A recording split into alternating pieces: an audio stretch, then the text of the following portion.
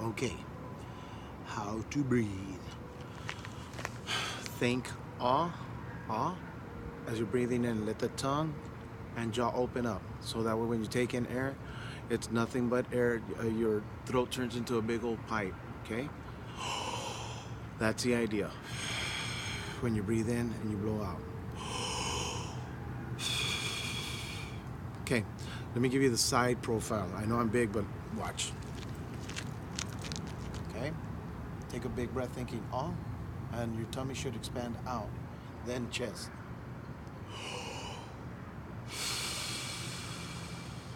Watch one more time.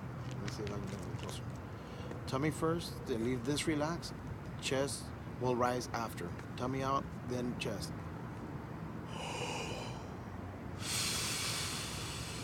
Now those are the deep breaths that you want as you're breathing in. When you're blowing out, the next step is you want to think of flexing your abs as you're blowing out. So this stays relaxed as you breathe in. So that way this can expand out, then the chest. As you blow out, flex your abs where your fingers can't really come in that much, okay? Not like constipated tight, but just firm enough where you can't get your fingers in. So this is what I always tell my students. And I even show them. Just quick breath. So if I give a tempo like this, tell them breathe in for 4, out for 4. So that way you can get used to breathing in and out. It would be 1. So it would be something like.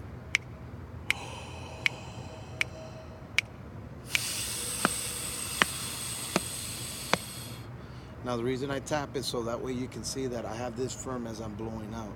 So it also shows me with students, because I have them do it too. Not hard where you're hurting yourself, but so that way you can feel that this stays firm, okay? Remember, everybody has abs, okay? So the next step is, once you get this down, the breathing part, the next step is now to apply the sheets that I had emailed your dad. So you should have 5 notes on there. C is below the staff, then G on the second line, C in the staff, and then E, and then up to G, okay? So the first one, the first 3 notes, the low C under the staff, that's A. G, the one in the middle, is E. And then your C, your octave C, the one in the staff, is going to be E. The syllables are what changes inside, so that way you're able to get to the notes. Now, in your first exercise, I want to say it's C, and then it drops. It has an arrow drop going all the way down. So say, for instance, if this is a C. So what you're going to do is take in the air for 4 counts, and then you're going to, once you hit the note, you're going to let it drop for 4 counts as low as you can. So it would be, the exercise would be like.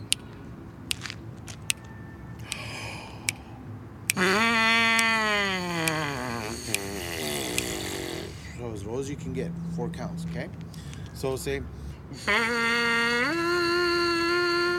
that's G. Okay, now remember, G is going to be E. So A to breathe in, E to start the note. Just simply E, just E. Don't tongue any the buzzing exercises, don't tongue any of them. All you're going to do is just breathe and blow out. It's about getting these corners set so that way you can start getting used to of hitting the note. So the idea is, now we move up to G. So it'd be in for 4, out for 4.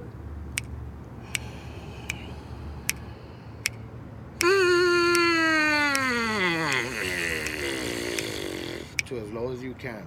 I'm not sure if you can see me, but I'm trying to do this with the little light that I have. So I don't know if that helps. Okay, next one. So your octave C. Remember, E. A to breathe in. E to start the note.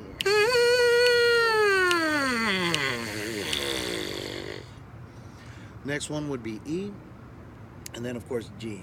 So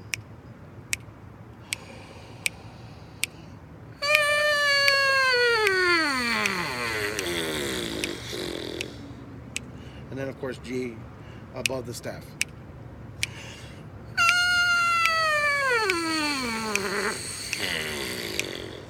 Now the idea is not to break the stream like you just heard me do right now. You don't want to do that.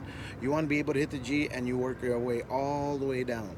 Now what you need to realize is that when you're doing these exercises, especially when you get, so you start on the low C, you move it to the G, and then you move it to the C and E and G.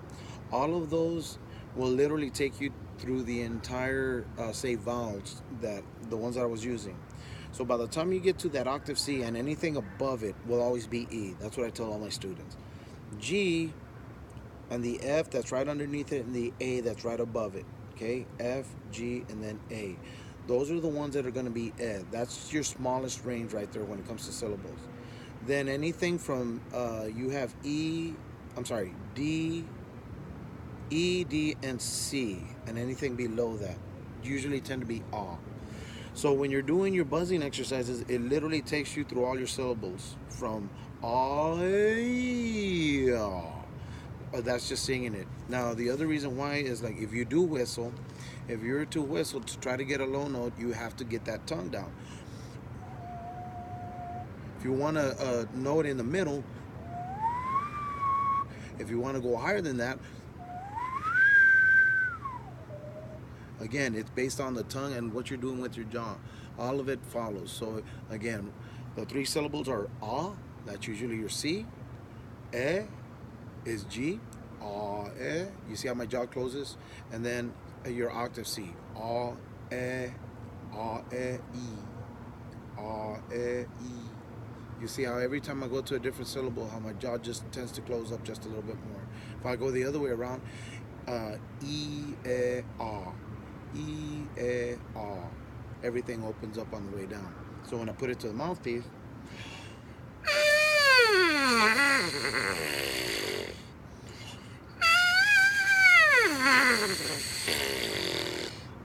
that's the idea. So your exercises will take you from, when you first start off, there's 4 sets. The first 4 are I would say, the mandatory ones. The ones on the second page they're an optional one, and they're a little bit longer. But the thing is, if you can do that, man, it's going to be awesome for your chops. You'll also get a larger range, a wider range. It's also going to help with you with your endurance, because every single time you have to lock these corners in. Okay. Now, as you're going, thinking, all corners always stay down. Don't fight the formation of your mouth. The corners always stay down. So when you're thinking all, as long as the corners stay down, you're fine. As you come up to you firm a little bit more, and then when you go to E, like your octave C, E, and anything above that, this is where all the magic happens. Of course, the tongue has to be to the roof of your mouth as you're blowing out. Remember, always blowing from here, from your core. That's what we call it. But the thing is, this is where all the magic is. The more work you do buzzing, working every single day, remember, the exercises are Monday through Friday, you do them twice a day. Saturday and Sunday, you want to at least try to hit it 4 to 5 times, depending on how serious you are. Now, if you really want to get that range, do the 4 to 5 on the weekends. Other than that, if you have any questions, just tell your dad to email me or call me, and see if I can swing by and work with you for a little bit. Okay, so if anything, good luck to you, and just keep working hard. Okay, your dad was telling me what a great sound you're getting, and he's loving what he's hearing. So hopefully this will help you out and improve, say, on your skills and your range. Okay, Miguel? Talk to you later.